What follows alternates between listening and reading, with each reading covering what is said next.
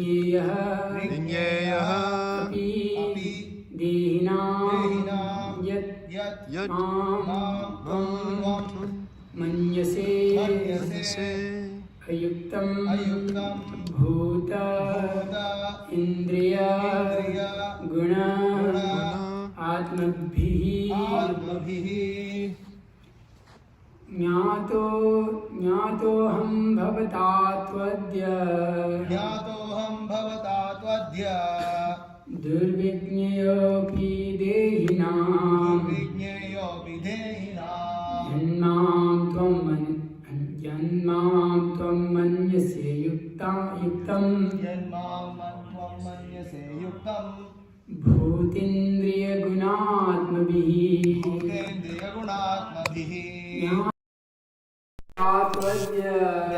ज्ञातोऽहं भवता त्वद्य दुर्विज्ञेयोऽपि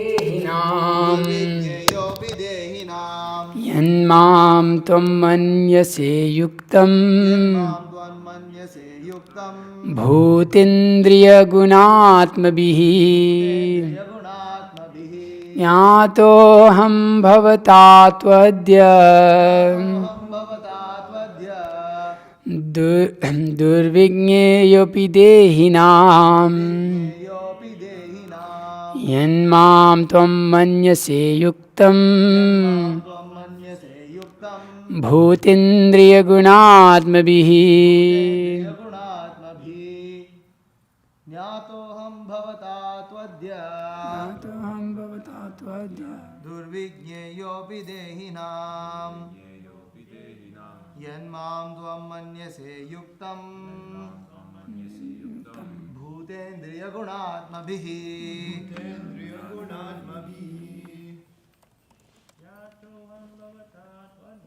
ज्ञातोऽहं भवता त्वद्य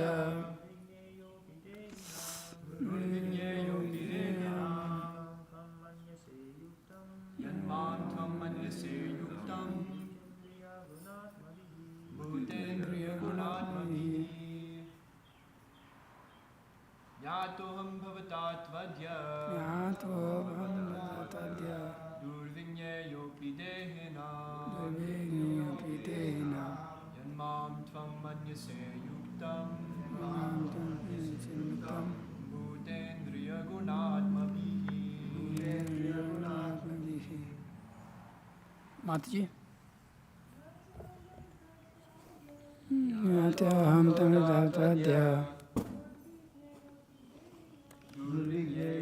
देहिनां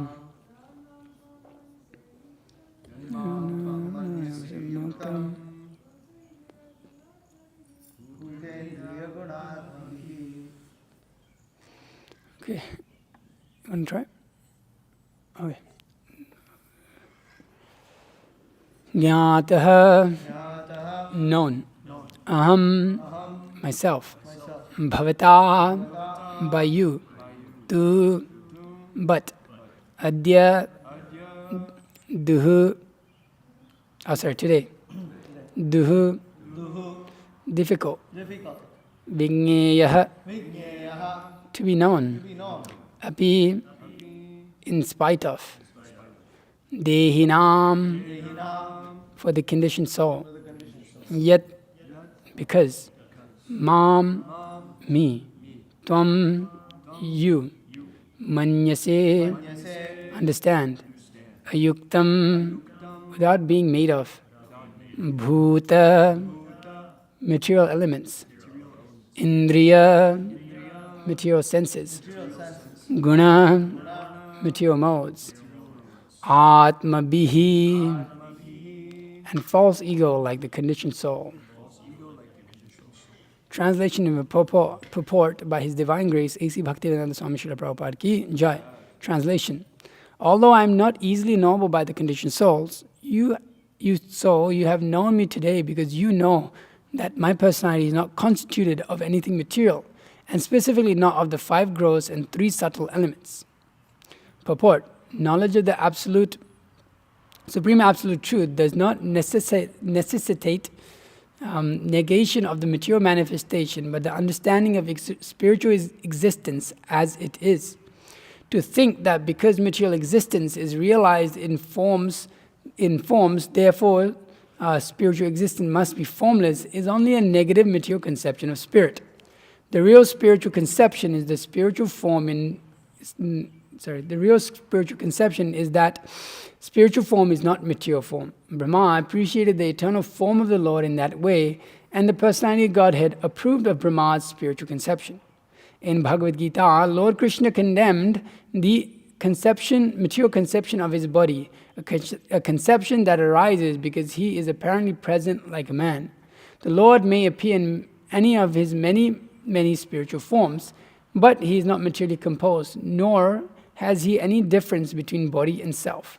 That is the way of conceiving the spiritual form of the Lord.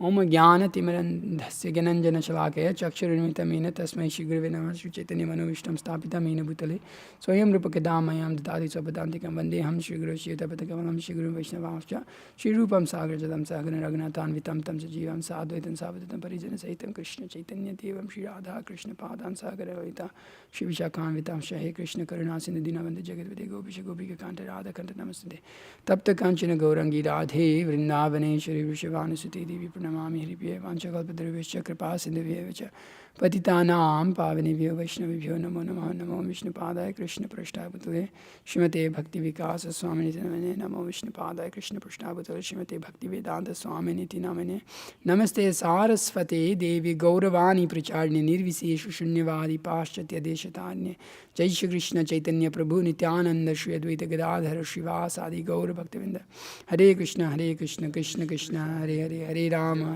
Rama Rama Hare Jnananandamaya Devam Nilamashpatikakriti Madharam Sarva Vidyanam Haigram Upasmahe Guru Vaishnava Bhagavan Tinera Smarana Hai Vigna Vinashan Anaya Shahe Nijavanchita Pura. So continuing the discussion here with the Lord replying to Lord Brahma and giving him the proper vision, allowing him to see him, indicating here that Brahma is above the position of the conditioned soul. Although I'm not easily knowable by the conditioned souls, you have known me today because you know that my personality is not constituted of anything material. So clear understanding that the Brahma is above the conditioned state of the living being. And Krishna confirms here that you're not seeing me like everybody else, as Krishna mentions in the Bhagavad Gita, that Tribhir Gunamair Bhaver Ebhi Sarvam Idam Jagat Mohitam Nabhijanati Mam Evih Param Avyayam. That delivered by the three modes, goodness, passion, and ignorance, the whole world does not know me, who am above the modes and inexhaustible. So, it's difficult to understand Krishna, and as being related so many times, but one who does, he is considered above their conditioning.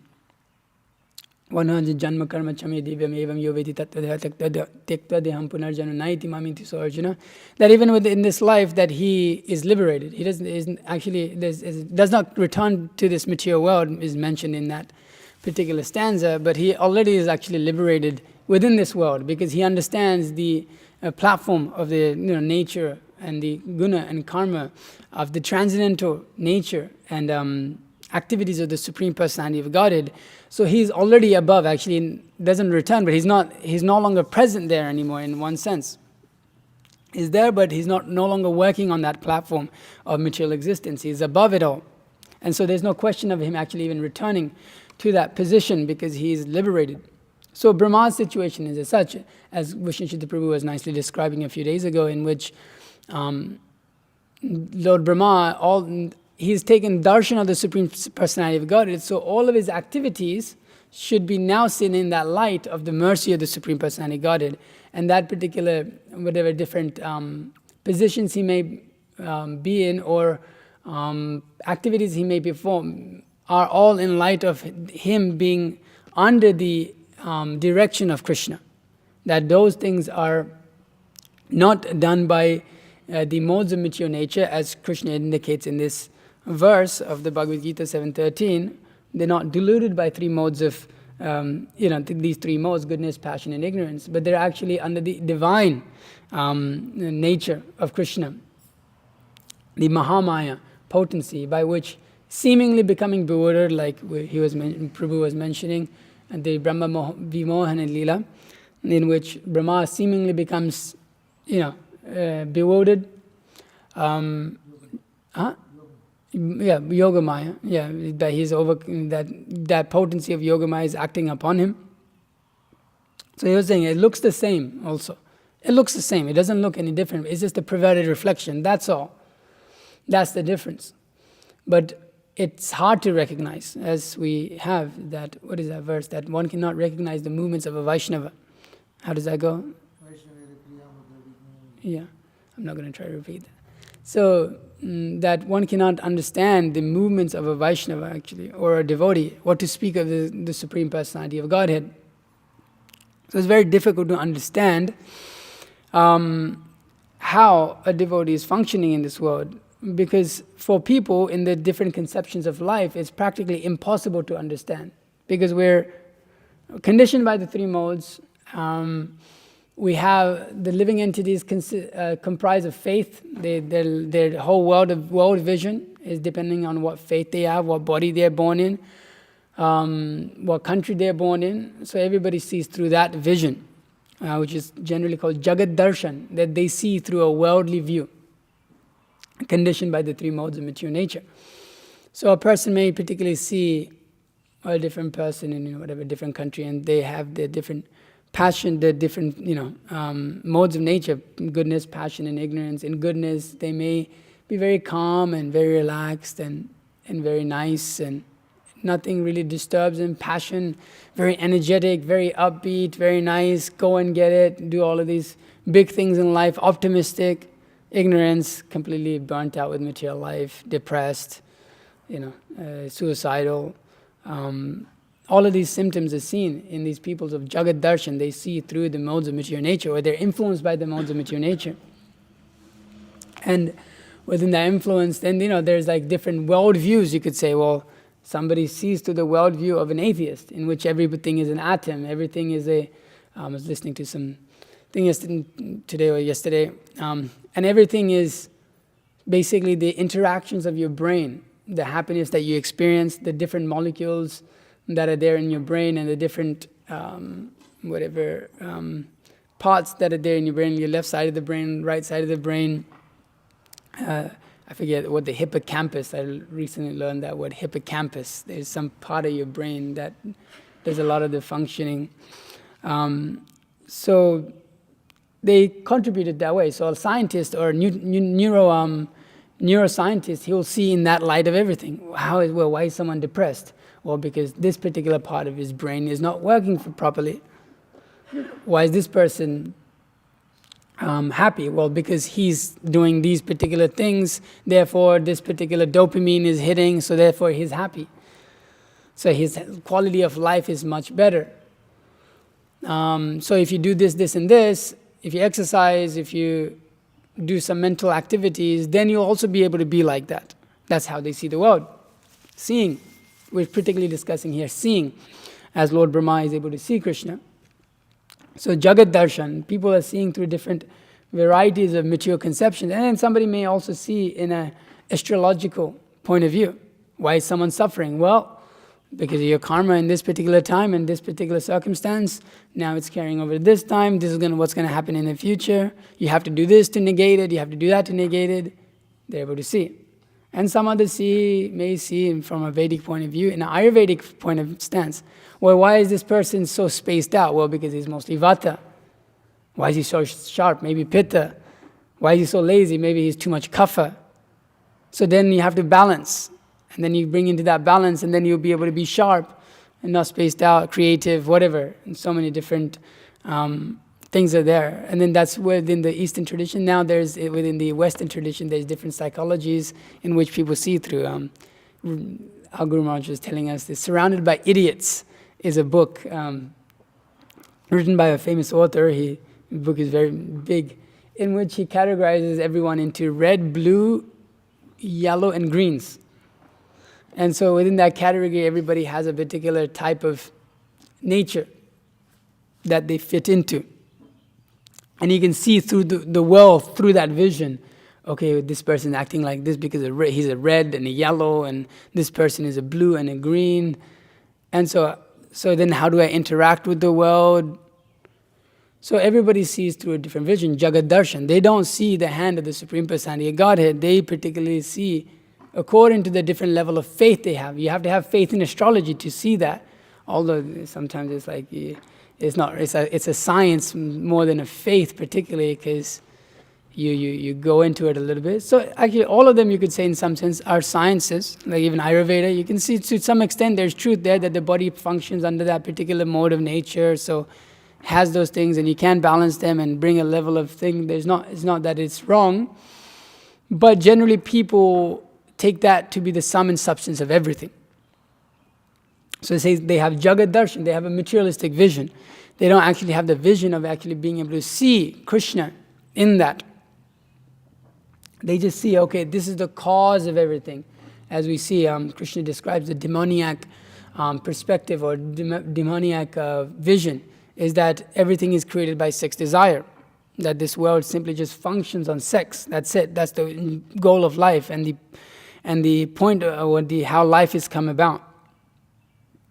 So everybody is seeing in this world generally, in this materialistic sorts of vision in different circumstances. And then there may be places where it looks seemingly spiritual, just like we have this so-called Sadguru, which he, what's the word to use when you have a word but it defeats its own definition?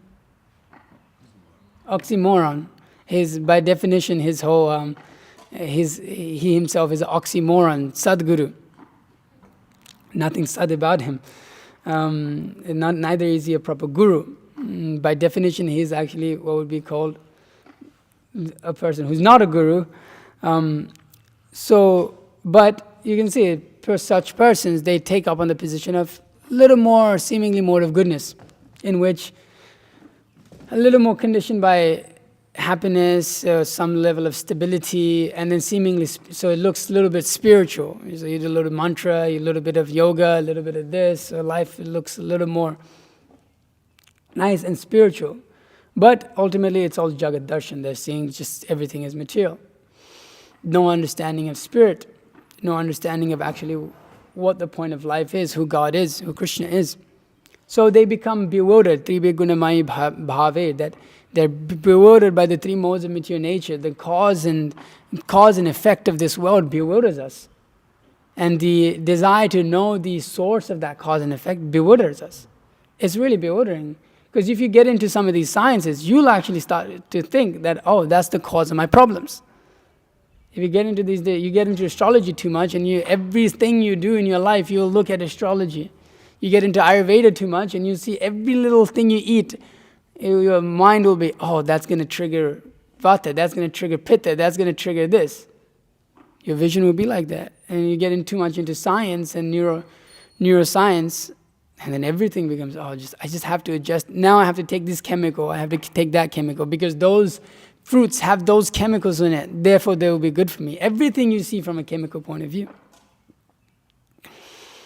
So these are the different cause and effect that is going on. And naturally, position of the human form of life is naturally inquiry. So naturally, cause and effect, we want to study that. Srila Prabhupada says in some places, cause and effect, cause and effect, cause and effect. This is going on in this material, but to find the original cause, that is the purpose of life. But we get stuck in these so many different ideas of what the cause is, and forget the real position of life. So we want to see, everybody wants to see. Everybody wants to see what's going on in this world. Everybody wants to know, everybody wants to have that absolute platform by which they can determine, oh, this is exactly the cause. And that's what the scientists are trying for. They say, well, everything is relative, but actually they're trying for an absolute thing. That something absolute will absolutely fix your depression problem. That there won't be some other idea. That's why so much research is there, to come to a position of absolute position. Okay, we can fix this by this process. So we're after that position by which we can see everything. We can understand everything. But that is difficult because even within science, there's so many difficulties in even determining the nature of one particular thing, because every scientist has his own particular view on it.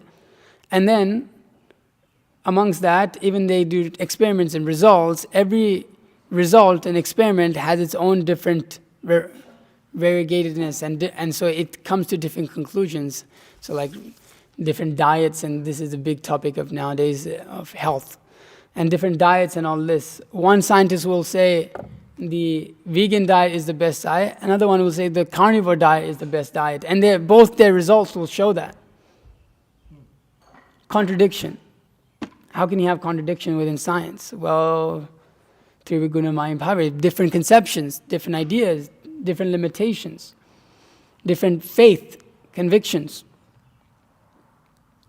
So we want to come to a level of truth. We want to be able to see what is going to fix our lives, what is going to particularly make us be able to see things as they are, but there is no acknowledgement of the different positions that we ourselves fall into. How we have, that we're all conditioned in different ways. So it is all going to look different because it's not based upon, as we are based upon Shastra, it's not based upon something absolute, it's based on everybody's relative understanding of everything. So nothing's going to ever be absolute because that's the basis of it. So, different visions, Jagat Darshan, different understandings, different sources, causes, sources that people take upon. So it requires, there's the ascending process and the descending process, in which particularly science within this material world, the living entity is a little bit more oh, we got a little bird in here. Conditioned by the idea of ascending process, that I will know everything, I want to know everything, that ultimately coming to the point of one thinking oneself to be supremely knowable. We want that ascending process by which we can know. But we see that within the Bhagavad Gita, which is establishing this absolute knowledge, that actually we're dependent more on the descending process of that mercy coming down for us to be able to see. And a lot of people may not accept that, in the sense that, well, there is nothing supernatural, there's nothing to be gained from anywhere else but from yourself. But we understand that this process of actually understanding and being able to see is actually a descending process. It is given. It is not particularly attained. So it's seeing, darshan, we often know that word, that to see. But most people cannot see. Paschyan apina paschyati, that they're seeing but they're not seeing. They're seeing everything that you're seeing. Everybody, the normal, whatever, in industries where they produce food industries, they're saying they're growing food, but they cannot see the hand of God. But we can see when we look out into the garden and all of this food is growing, we can directly see, oh, this is Krishna. As Prahlad Maharaj says, actually there's nothing but you, my Lord. You're pervaded everywhere. They're able to see, but why are not other people not able to see? So it is a question of the descending process. A lot of people will say that, well, you're just convinced yourself of this and that. But Guru Maharaj was saying that one particular lecture he was saying, I was hearing yesterday, that everybody in this world, people in this world despise God and say, well, God doesn't exist. And it's just a simply imagination. You can say, okay, people imagine, fairies and ponies and this and that. But this aspect of God has actually been there, and belief in God from pretty much since your existence. Our existence has been there again and again and again in every civilization. It has influenced civilization, and it is pretty much the basis of all civilizations. Any civilization you go to, there is understanding of some natural higher power. So that it is foolish to just reject that there is nothing higher that we are getting knowledge from, or we are getting revelations from, you could say, if that word is applicable here, or sometimes that has a particular connotation from Christian traditions. But that one is revealed that knowledge, as we see in the case of Brahma, he's particularly revealed that from Krishna. And we see in our own lives also, that platform is revealed. So one cannot see unless one has the mercy of the Supreme Personality of Godhead. Even as Krishna says, I give the intelligence by which the atheists don't believe in me. Krishna gives the intelligence by which everybody has their own conceptions of life. So the living entity, in order to come out of this platform of this three modes of mature nature and the influences of different so-called faiths in this world, he requires what? He requires the mercy of the Supreme Personality of Godhead, that which is real darshan, Bhagavad darshan. As revolutionary Srila Bhaktisiddhanta Saraswati Thakur related to us or taught us, that darshan is not us seeing, but Krishna seeing us. That is the beauty of this actually. So therefore it's mercy. It is not us trying to see Krishna, but Krishna trying to see us. That us acting in such a way so that God would want to see us. Not that us trying to see God, because you will not see. You will not see. You cannot see with your material eyes. You cannot see with your material conceptions. You cannot see with your material faith. That is not possible. You may have some idea, but you won't be able to see. Why? Because Krishna is not particularly captured through one's vision. As many times we've heard that it requires us to hear. Tat Shunu, now hear, O Arjuna, from me. So it requires us to hear to understand, even within material science and all of these things. I cannot show you an atom, but I can, if you sit here for the next 5-6 years, I can teach you how to see an atom. You may not see exactly directly with your vision, but you'll be able to understand that everywhere. So even within material science, that is there. That knowledge is attained through hearing from a teacher. So, but not just hearing, it begins by hearing, we understand within devotion service, Shravanam Kirtanam, but particularly that purification from that hearing. Atha Shri Krishna Namadi na bhavet grahayam indriyai sevanmukhi jivado swayam eva usparati adha. That hearing of the Supreme Personality of Godhead, because the senses themselves have no ability to actually perceive the Lord. But when one becomes purified by hearing and by devotional service, then he can see. Then he can see what ordinarily is not seen by others. Brahma is seeing, and that is available to everyone also, but one has to have the qualification, sincerity. One has to be able to see the Lord beyond the three modes of mature nature. One has to see Him beyond the platform of just Krishna being, this under the same condition as Bhumi Rapo Nalo Vayu Kamana Buddhir Evacha Ahankaramiti Yame Bhinna Prakadashada, beyond false ego, beyond mind, beyond intelligence, beyond earth, water, air, fire, all of these things.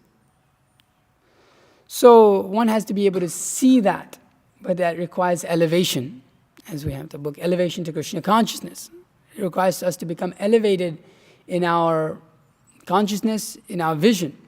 And that is particularly done through devotional service. As Srila Prabhupada often many that purification takes place through devotional service. We may not be able to see immediately in the beginning, just like Krishna is decorated very nicely.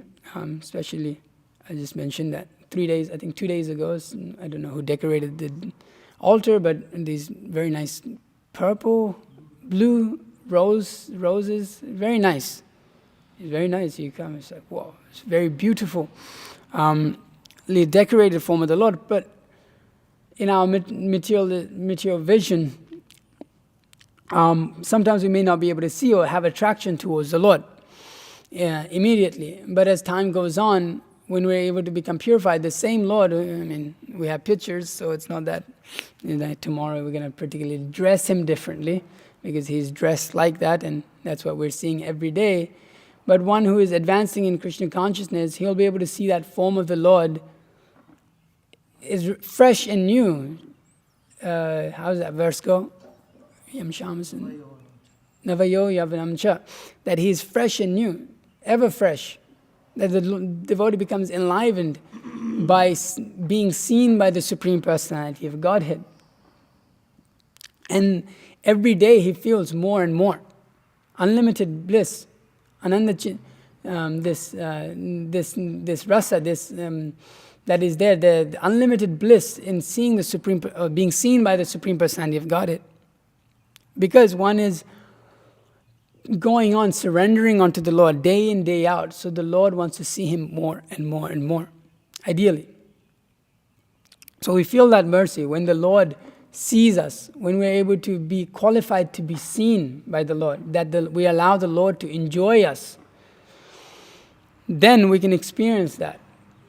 As long as we're trying to enjoy the Lord, we're trying to see the Lord in that form of, oh, let me see very nicely. Let me see in order to please my eyes. Of course, it's pleasing to the eyes, naturally. But with that consciousness, then one will not be able to see.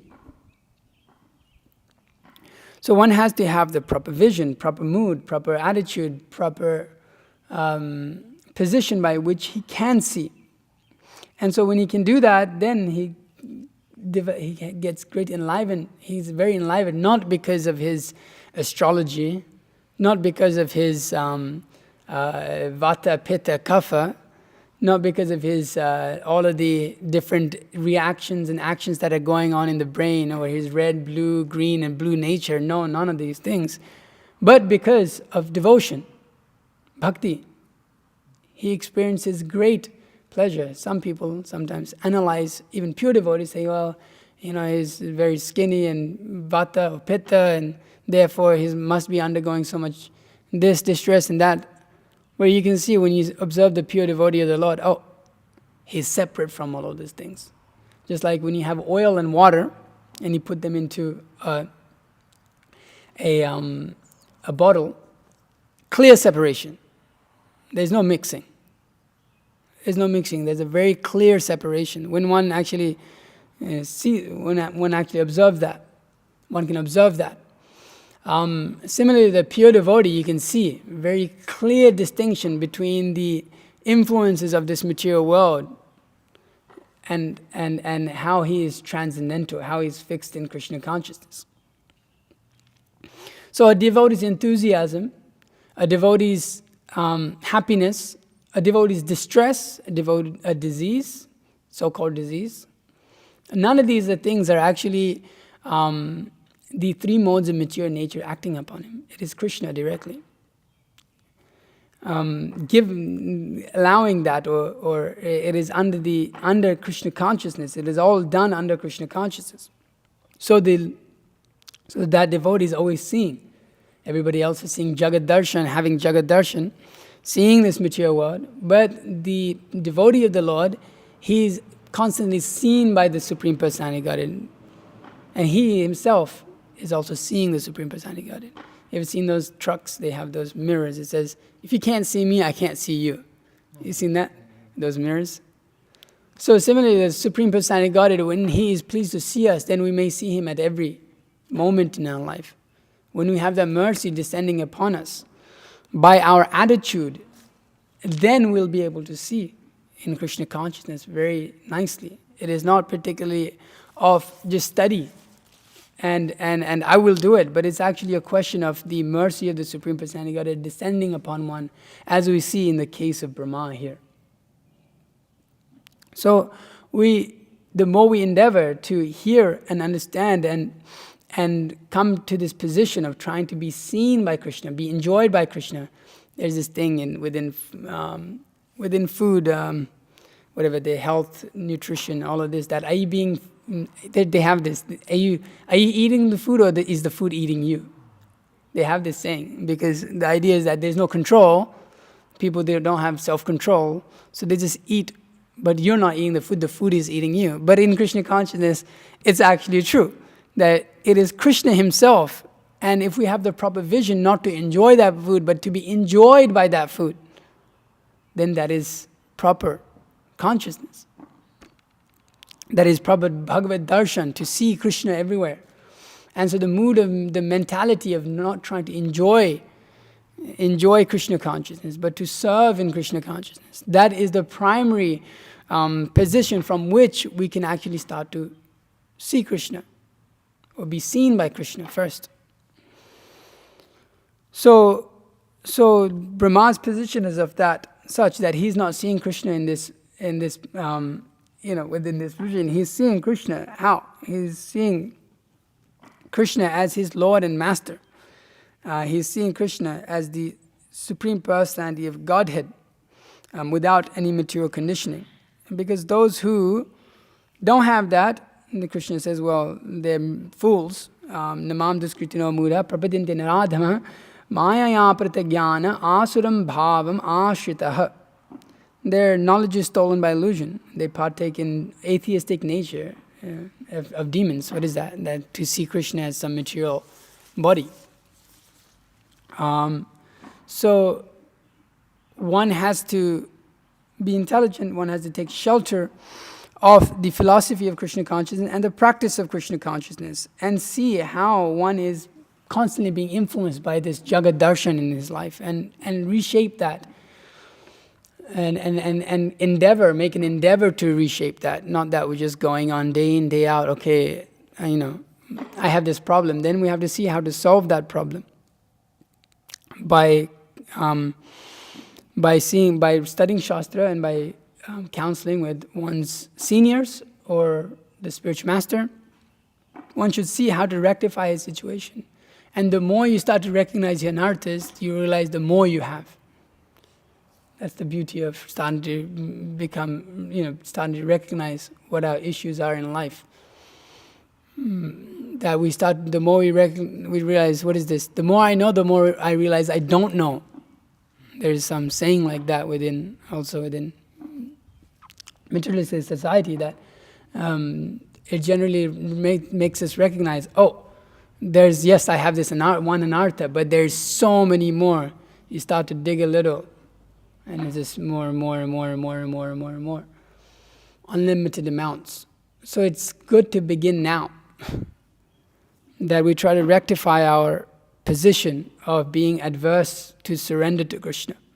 And so that may take some time, it may be done in little steps, because taking big steps may not be possible for us right now in our conditional state. So it means doing simple things. Simple, Srila Prabhupada says, simple for the simple. It's very simple, doing this straightforward, follow the instructions. Everything fails, follow the instructions. And then seeing how to expand in that, how to be absorbed in that. So we have to take that position. We have to take that position of, I do not know. That I'm very fallen while going on with our activities. How to improve our activities. How to look upon the different things that I'm doing wrong. I'm chanting my rounds and I'm looking at my phone. Okay, recognize that. First step is recognizing your issues. And then, okay, no, don't do it. Don't do it for some time. As I was relating before, that when chanting japa, and this is one of the advices that Sitala Mataji got from Vishnujan Maharaj, that you let your mind only around, you allow it to maybe go places, because sometimes it goes too many places. So, but within the realm of Krishna consciousness. So that, okay, mind, you can think, but only within Krishna consciousness, because the mind sometimes goes into so many places that you would not want it to at all. So it takes time to come to beyond that materialistic vision, because even sometimes we can see the deity as just another material picture, just it's just some material stone. We can see like that. We may have that Jagat Darshan, but when one is purified, then that whole vision is completely transformed. It's inconceivable. So one has to come to this spiritual conception of life. This is the way of conceiving the spiritual form of the Lord, by service, by hearing, by purification, and then one can start to see that the Lord is not materially composed. There's no difference between the body and Krishna. There's no Krishna and his soul. There's Krishna himself that is complete. So all of these understandings have to be taken. It begins by hearing, like we were saying, Sambandha Tattva Gyan, by understanding some basic philosophical methods, and then practicing them, putting them into practice, and then waiting for the mercy of the Lord. Okay, it's 8:30. It's a pretty short purport, so I'll just end the class there. If there's any questions or comments, please feel free to ask. Yes, Vishnu Chitta Prabhu. This is Prabhupada is talking about the form of the Lord being not material. And there are many, many descriptions in Shastra that describe the beauty of the Lord in so many different ways. Today morning I was reciting the Venkatesha Suprabhatam, and there's a very nice verse here.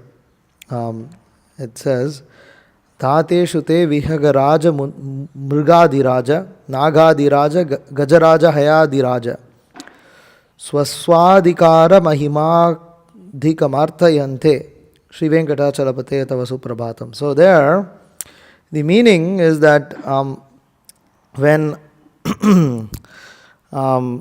Shri Venkatesha, the supreme form or Balaji found, when the description is that when he walks, especially he does, they take him on processions around the temple. The Supreme Lord deity goes around processions. So when he goes around processions, the Supreme Lord has different gates. This is described in Krishna book also. The Lord has different gates. And the different gates are that of the eagle, Garuda, and then elephant, horse, snake, and then lion. So these different animals are famous for the way they walk. And they look very nice, like this bird is flying around. But when you see an eagle fly, so it's a different sight altogether. It's very graceful, very attractive. And same thing when a lion walks, it has a gait, very royal, very, not like a dog walking. It's different. So the Supreme Lord has these different gaits when he walks. And the description of this verse is that Garuda, Adisesha, Airavata, which is the elephant of Indra, and Indra has an elephant also called Uchaishrava.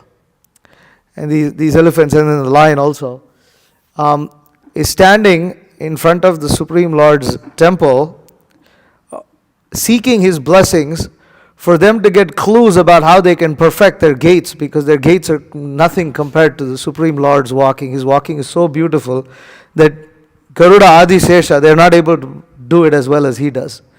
And so these kind of descriptions are really attractive because they help us, even though it's something that we can compare to, something material thing, but the description is always that this is way better than, or like, Krishna is saying that Krishna's, the effulgence, what is that in the, what was it in the Bhagavad Gita, anyways, I can't, the Sanskrit is that, it's like the, if what is it, 10,000? Is it 10,000 in the Bhagavad Gita? Something, I forgot the number. Millions of suns. Yeah. So millions of suns were to rise up at the same time, their effulgence would still not compare to the effulgence of the universal form of the Lord. So nice thing. And then you were talking about astrology. So the next verse after that, in that same thing, is very nicely described here. It's really beautiful. Surya the Bhauma Buddha Vakpati Kavya Shauri Swarbhanu Ketu Divishat Parishat Pradhana Twadasa Dasa Charamavati Dasa Dasaha Shri Venkatachalapate Tava Suprabhatam. So the Navagrahas, which is basically astrology, all put together, the 9 planets, the sun, moon, and then you have the Mercury, Venus, Mars, Jupiter, Saturn, and then Rahu and Ketu. So it says that they are quite capable of wielding their power even over the demigods. Even the demigods can't escape the astrological influences of these 9 planets, so what to speak of human beings. However, they control themselves when it comes to your devotees. So these Navagrahas control even the demigods, but when they come to the devotees, they don't control them, they control themselves. And they become a servant of the servant of the servant of your servants so that they can please you and receive your blessings. And they are now standing in front of your temple to receive blessings by focusing their attention at your lotus feet. The next verse is also amazing. It's about the demigods also. It's the same, Navagrahas. Twadpada dhuli bharita spurito tamangaha swargapavarga nirapeksha nijantarangaha kalpagama akalanaya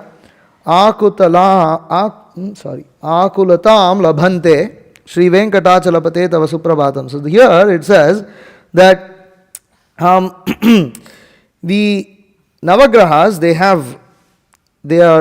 have specific time limits that they have to execute different functions because different people's karmas come at different times. So they have different functions and they have to execute those things. They have different responsibilities. I have to do this at this particular time. I have to give this sort of a reaction.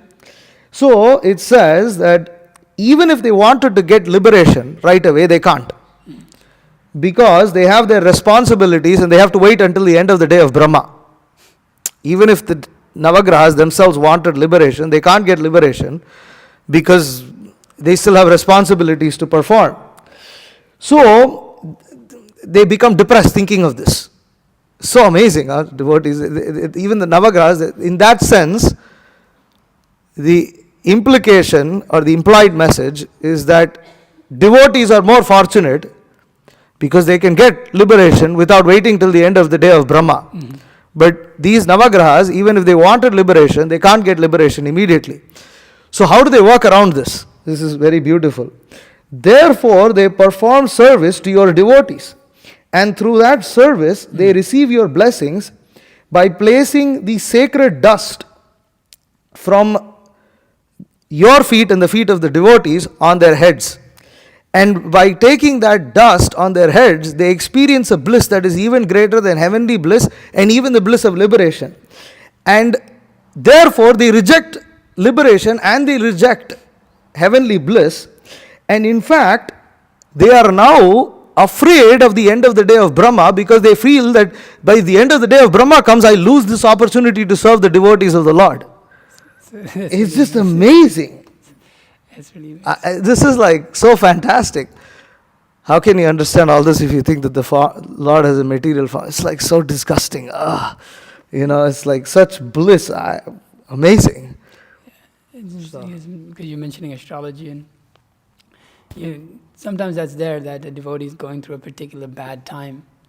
But then, like, we've seen that actually materially it will be really bad, but spiritually it's actually really amazing because you get purification.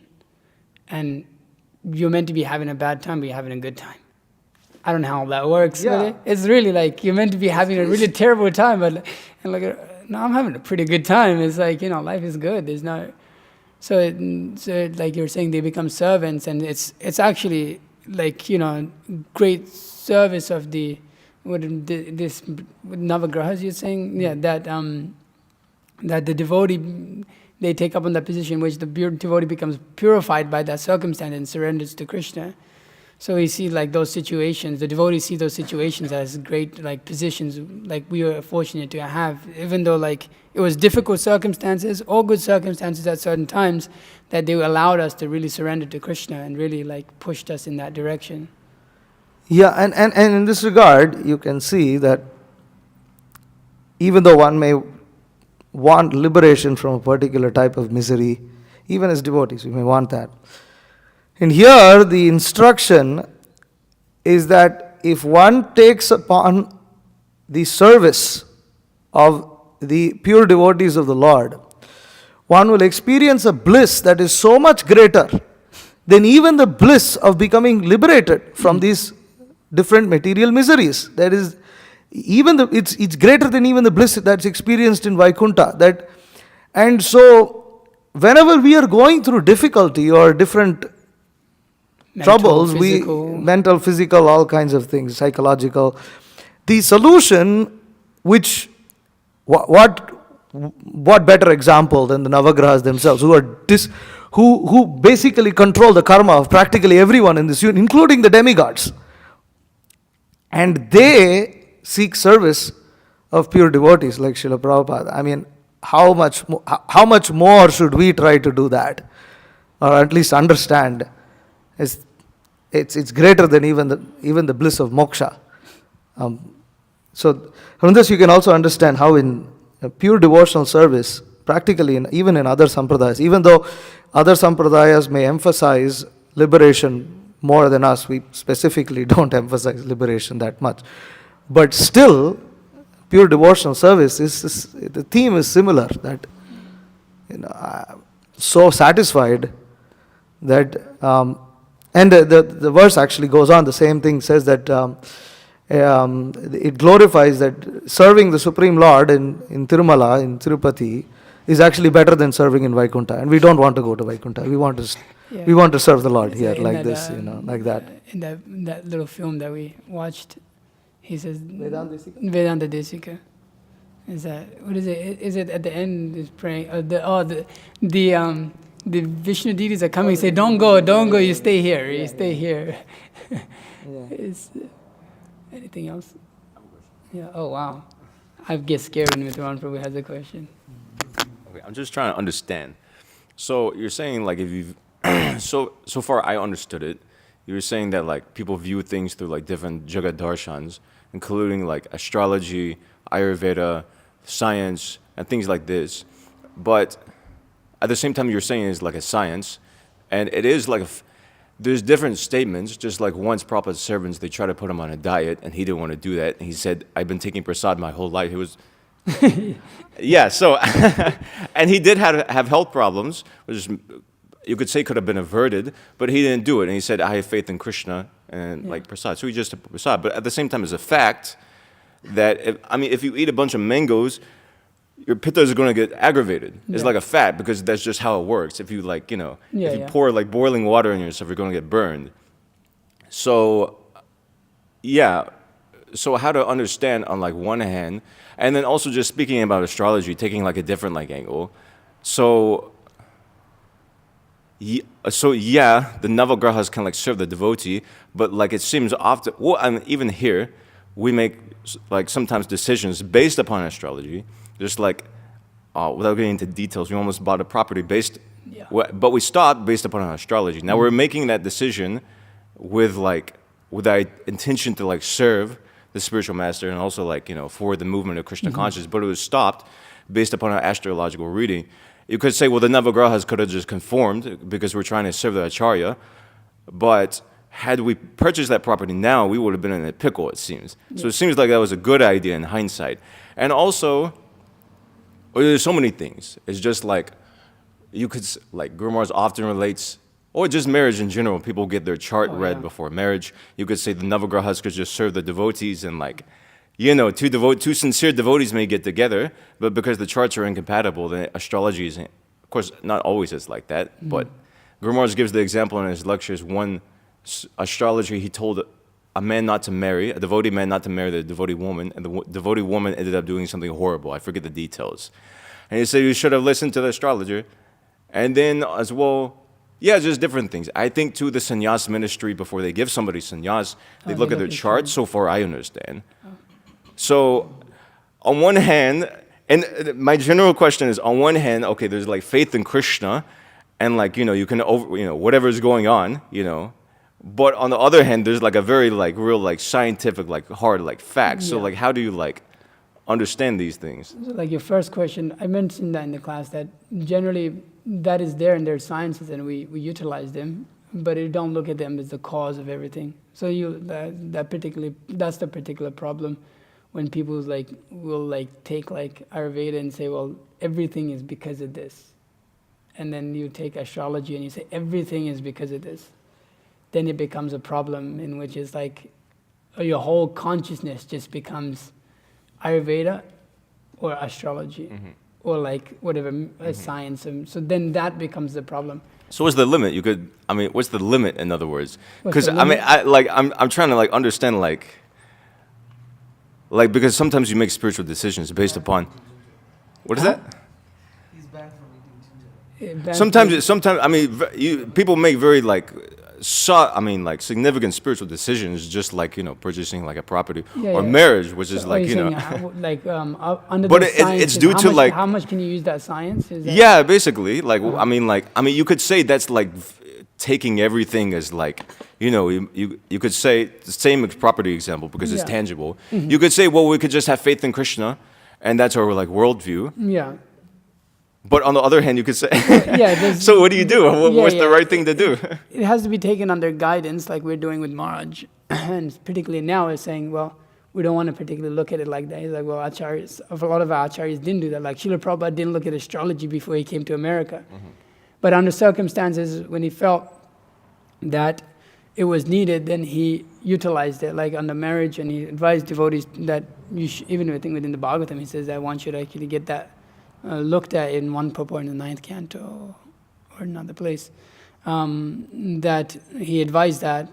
So there is sciences that have been given by Krishna, and that we utilize them in order to use them in Krishna's service. And when to use them, when not to use them, that has to be seen when it's practical. If it's like, let's say, for example, Guru Maharaj is instructed us, we want to start a farm, but astrology says, no, you can't do a farm. We're going to neglect the astrology and go, no, this is what our spiritual master wants, and that's what we're going to do. Independent of what situation may come about. Like, okay, no, but this is what the spiritual master wants. Srila Prabhupada wants Varnashram Dharma to be established, but astrology says, well, you shouldn't move to a farm. That's not the case for us. But if it said that, still you'd probably largely neglect it, because the instructions of the pure devotees to be followed more than what astrological advice may be. And so similarly, if you're like under Ayurvedic thing, but you have to take meat, you're not going to take that, which generally they don't advise, but you're not going to take that. Now, if it's possible to follow that, then you should, with the vision that, okay, science is coming from Krishna, and that I'm acting under it. And so in order to expand the service of Krishna, and that is done with that particular consciousness. Not to get carried away that, like I'm saying, there's a lot of people, even within devotees, they start Ayurveda and then they just start to look at everything from that perspective. But one sees that in the extent that it's required for his service, that requires maturity, that requires being properly practicing. So it's not, that's why Brahminical classes of devotees are required to guide that and regulate that. So we utilize it when it's, particularly encouraging in devotional services, like you're saying. I can't particularly take so many things, but I only do that because, okay, if my doctor tomorrow told me to not do certain thing that's not good for devotional service, I just wouldn't do it. It's like, no, I'm not doing that. Because that's more of our importance, and we have faith in Krishna in that. We're not, Srila Prabhupada said, we're not blind. We take help where we can get it. But ultimately, when it comes to, we can examine, okay, is this good for devotional service or not? Then we can move forward in it. So it requires a lot of advice, intelligence. It can get bewildered, there's no doubt about that. So being careful. So yeah, it's not a straightforward thing like this and that, but I think it's like really a requirement of being able to understand what is required, when it is required. And that was expert of Srila Prabhupada. And I'm reading through this Mood and Mission in first volume, and it's just like, that's like a very consistent theme in Srila Prabhupada's like approach to like, to like preaching even, of how to adjust, where to adjust, when is it too much, when is it too little, readjusting. So Srila Prabhupada himself did that in so many cases. And so. Okay, You have something? I want to Go ahead, sorry, Jay, I'm this is thinking what- all the time. I understand if it's antithetical to devotional service, but there's like in other words, like, okay, you take the prasad example from Srila Prabhupada, and like, I have faith in, I've been taking prasad all of my life, I have faith that Yeah. Krishna will protect me. So, I mean, that was his conception, he's a completely pure devotee. But at the same time, you see many Prabhupada disciples of Srila Prabhupada who took prasad in that sort of like unrestricted format, not always just out of like gratification, but I mean, many have had their health ruined by such a thing. But at the same time, if you take it too far and you become like a health freak, so in other words, like, I mean, it seems like the ideal in such a situation is like, okay, I'll just like let Krishna take care. As so like, because these things we're not speaking is like, it's not like it's against devotional principles to like, Yeah. you know, even take, but to be, so yeah, on one hand you can have that mentality. On the other hand, you can have an overly like mundane mentality, you know, as you're speaking of people who take things too far, in other words. So like, where does it come in? Because it seems to me is like, how to say it? I don't. It's not how it sounds, but like it could seem like if you just have that faith that Krishna, I'll take whatever prasad I want and Krishna will protect me. That seems a little foolish, actually. Yeah. And it seems more incumbent upon not calling Prabhupada foolish, but like there's practical considerations because people have different like Well, bodily Prabhupada advised constitutions. largely also to take care of your health. Yeah. I mean, that's a whole thing. And often it's like health comes first, even before even your chanting, because without that, you can't go on functioning. So Srila Prabhupada advised in different ways, and specifically advised that devotees do keep good health. And so you have to see so you have to follow the instructions. Don't try to imitate, follow the instructions. So we shouldn't try to imitate. And like I said, it requires intelligence and guidance in order to not to fall into this like position. We've seen so many few devotees in the past who became so health conscious, and it was just like way too much. There was nothing wrong with them, but they were extremely health conscious. Then that's a problem. But if there is issues that are stopping you from going on in devotion service, then you should become health conscious, because it has a lot to do with how much service you can do. If you become bedridden, you can't do any service because you neglect, well, it's prasad, let me take it, and then tomorrow you can't do any service, or you fool. And, you know, your temple president will come and chastise the heck out of you because you're foolish. Like, you can't control your senses.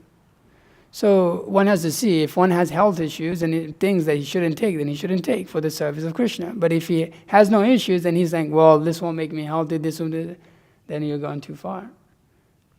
At the same time, he may understand, okay, he's got to take simple prasad. What do I make of this statement? I've taken prasad my whole life and I have faith that Krishna will protect me. How do I understand that? How Srila Prabhupada? Yeah, I mean, that was Srila Prabhupada's statement to his secretary. That you don't try to understand. That's Srila Prabhupada. That you don't try to understand. You can't. There's a whole section in that book also, and people couldn't understand like certain things about Srila Prabhupada. How do you understand that Srila Prabhupada didn't, decided to, at 70 he decided to do it? How do you understand so many things Prabhupada did? So we try to see our position. Well, Srila Prabhupada also did a great service of showing that he doesn't belong to the material world. And he did that by doing these kind of things. He just that if he did things that if anybody else imitated, they would absolutely fall down. And it was a fact that devotees, especially immediately after the disappearance of Srila Prabhupada, were not clear what they needed to follow and what they needed to imitate, and they ended up imitating things that they shouldn't have imitated, and it ended up in massive disasters. So, Srila Prabhupada, in order to establish his position as the foremost acharya for the next 10,000 years, did do things that are somewhat unconventional also, that weren't done by some of the more regular gurus and acharyas who came before him.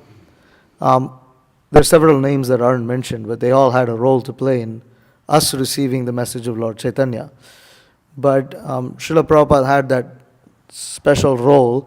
And actually, pure devotees in general, or the guru themselves, may exhibit these kind of things for the enlightenment of their disciples, that their disciples should never at any point of time think that to judge the guru according to their material terms. And such things are done. In one sense, they have dual purpose. They enlighten those who are sincere and they bewilder those who are insincere. And so the insincere among the followers will take that as an excuse to indulge in sense gratification, whereas the sincere will realize that the guru is always superior to them, and that they cannot imitate. They would look at these examples in that light. But otherwise, the general answer to your question Where is the line drawn? Tradition. Purvai Purvataram Kritam. How did the previous Vaishnavas, how did the previous devotees, how did they take these things? And then you take that in that regard. When you don't take it in that regard, then astrology becomes too much, health becomes too much, everything becomes too much. But there is a way in which it's taken. There is a way in which it's accepted. We do that for day-to-day activities also. You can see, okay, some preachers have to have some connection with the outside world, so they may have to check some happenings going around in the news. Books. But then there are devotees who shouldn't be looking at the news at all. I mean, what do you have to do with it? But, it has no relationship with what you are doing. So this one understands, okay, if I'm in this position, I may have to look at these things, I may have to check these, I have to learn these things. But for others, it's Maya. So how do you look at, okay, the past? So how did they do it? So that's a general answer, quick answer. I think we should go to the Matajis. Matajis, any questions? Yes.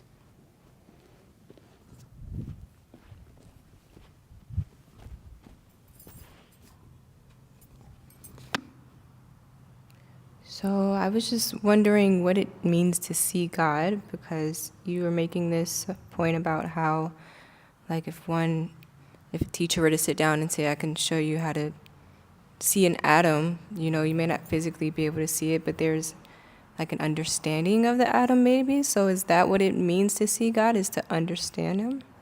Yeah, understanding is there. I'm sure Prabhupada said many different things that in one place, that are you seeing God, Swami? And he's like, and then somebody else replied, he's one of his Rameshwar Prabhu, just like, yeah, but not like how, like face to face or something like that. And Prabhupada said, no, I'm seeing him directly. Directly I'm seeing.